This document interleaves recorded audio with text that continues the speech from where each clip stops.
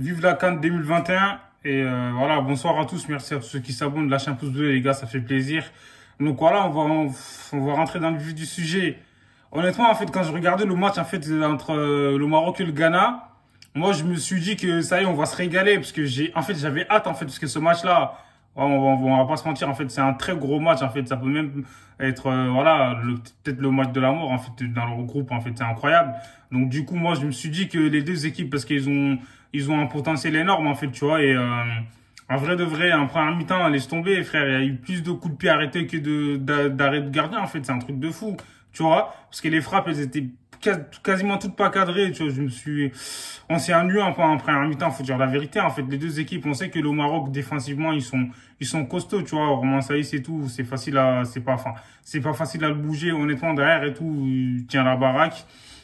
Comme je dis, défensivement, ils sont très, très, très forts. Ils sont disciplinés aussi, tu vois. Devant, t'avais Sofiane Boufal. Franchement, il était pas mal, tu vois. Boufal, bah, c'est lui qui a délivré le Maroc. Donc, du coup, il a marqué le but, voilà, quoi, à 10 minutes de la fin. Honnêtement, c'était mérité au vu de nombre, en fait, d'occasions que le Maroc a eu. Honnêtement, il n'y avait rien à dire. Le Maroc aurait même pu mener plus que ça, tu vois. Ils auraient même pu mener 2-3-0 facilement. Le Ghana aussi, ils ont eu des opportunités, mais pas comme le Maroc. Donc du coup, le Ghana, on a bien vu que là, offensivement, ils avaient du mal un peu, mis à part Jordan Ayew et André, les frères Ayew, là. Et ils essaient de partir en contre, en fait, c'est compliqué. On a bien vu que dès qu'ils commençaient à partir en contre, les joueurs du Maroc, ils se replacent automatiquement. Il y a tout le monde qui vient défendre, en fait. Tu vois, c'est un truc de ouf. Donc ça, c'est une équipe, en fait, voilà, qui joue bien collectivement. Donc du coup, dès qu'il y a perte de ballon, il y a tout le monde qui essaie de récupérer le ballon. Comme j'ai dit, dès qu'il y a contre-attaque pour l'équipe adverse et tout, c'est tous voilà, ils font tous les courses, en fait. C'est incroyable. C'était impressionnant quand tu regardes, en fait, parce qu'une fois, Jordan a eu, il partait tout seul. Donc voilà, au début, il y avait deux joueurs. Et quand tu regardes, en fait, il y avait tout le bloc défensif qui était venu. Et même les milieux de terrain et tout, ils ont tous coulissé. Ils ont tous tapé des sprints, en fait, pour bien se replacer et fermer les angles, en fait. Voilà, pour les opportunités pour le Ghana. Donc, du coup, le Ghana, ouais, il y a André Ayew aussi qui a essayé, voilà, qui a fait, voilà, des frappes et tout, mais qui n'étaient pas cadrées. Donc, du coup, franchement, comme j'ai dit, le Maroc a très bien joué. Donc, on sait franchement, ça fait partie des favoris. Après première mi-temps, les deux équipes, ils ont pas bien joué, faut dire la vérité. En fait, c'est pas qu'ils ont pas bien joué, mais dans le sens où, en fait, ils ont pas pris beaucoup de risques, en fait. Ça fait que les deux équipes, il y avait un peu de crispation. Je pense que c'est dû peut-être à un manque de préparation. Donc, le temps aussi, la météo, faut dire la vérité, ça compte énormément. Donc, du coup, voilà, quoi. Le Maroc, je me suis même dit que le Maroc, tu sais, l'équipe qui avait joué en Arab Cup était bien meilleure parce qu'en première mi-temps, tellement il y avait rien à voir, en fait, tu vois. Donc, du coup, même s'ils ont eu des tirs et tout, c'était pas cadré. Franchement, Bounou aussi, Yassine Bounou était pas mal, hein, c'est un truc de ouf. L'arrêt qu'il fait là, on sait que c'est un très, très, très grand gardien. Il l'a montré en Liga.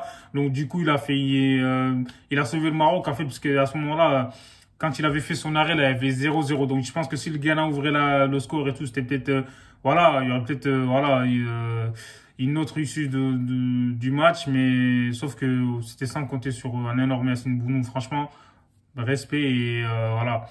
On a bien vu que du côté du Maroc, il y avait des absents. Donc, tout le monde paraît désillé chez tout parce que le coach voilà, a eu des différends avec lui. Il l'a pas convoqué, mais malgré ça, donc, le Maroc a montré que c'était une équipe, voilà, qui était solidaire, comme j'ai dit. Donc, franchement, c'était un truc de fou, tu vois. T'avais le petit aussi, là, qui jouait sur le front de l'attaque. Honnêtement, il était pas mal. Il est ambidestre et tout, à chaque fois, il fait la différence. Mais des fois, moi, je trouvais que il joue un peu solo, donc faut faire la passe, en fait, tu vois. Et le Maroc, il mérite de gagner, il y a rien à dire. Mais je pense que là, c'est une victoire qui va leur faire du bien. Donc, c'est le premier match de la Coupe d'Afrique pour eux. Donc, voilà, fallait une victoire, en fait. Peu importe la manière. Donc, l'essentiel, c'est de prendre les 3 points et de gagner en confiance. Et on a bien vu du côté du Ghana aussi, Thomas Partey, il a essayé, mais il a perdu beaucoup de ballons. Donc, ça aide pas forcément. Il était là, il était présent, même si on sait que défensivement et même, voilà, il a un gros volume de jeu. On a bien pu voir avec Arsenal lors de ces dernières semaines. Donc voilà, c'est un joueur qui est très intéressant, balle au pied, même sans ballon. Donc voilà, le Ghana, on sait qu'ils ont même sous les manas, là, il était pas mal, tu vois. Donc en Ligue 1 aussi, pareil, il a montré que c'est un très, très, très bon joueur. Mais bon, comme j'ai dit, en fait, collectivement, dans l'ensemble, quand tu regardes, les Marocains, ils étaient plus solidaires, en fait, et ils étaient plus disciplinés que le Ghana. Parce que le Ghana, on dirait qu'ils étaient un peu isolés, c'est-à-dire que tu avais les deux frères Ayou en attaque et les autres, des fois, voilà quoi, ils essayaient d'amener un peu le surnombre, mais en fait, c'était pas tout le temps. Ça fait que quand il y avait les contres et tout, t'avais que les deux, il y avait pas d'autre solution pour Ayou, et il se retrouve tout seul face à trois joueurs, c'est compliqué pour lui. Donc voilà, même si tu t'appelles Messi, c'est énormément compliqué, franchement. La fin de match était bien meilleure que voilà la première mi-temps. Et franchement, le Maroc, Vahid Halilovic, là, je pense que déjà, ils ont des très grands joueurs. Achraf Hakimi, il a fait un très bon match, faut dire la vérité. Le but vient de son côté. En plus de ça, franchement, il a été très très très bon, faut dire la vérité. Et en vrai, ils ont des Mounir Al-Haddadi sur le banc, tout ça. Franchement, c'est pas mal. Maé, gros match, faut dire la vérité. Et comme j'ai dit, le Maroc, hein, c'est une très grande équipe. Il va falloir compter sur eux. Et je pense qu'il fait partie des favoris.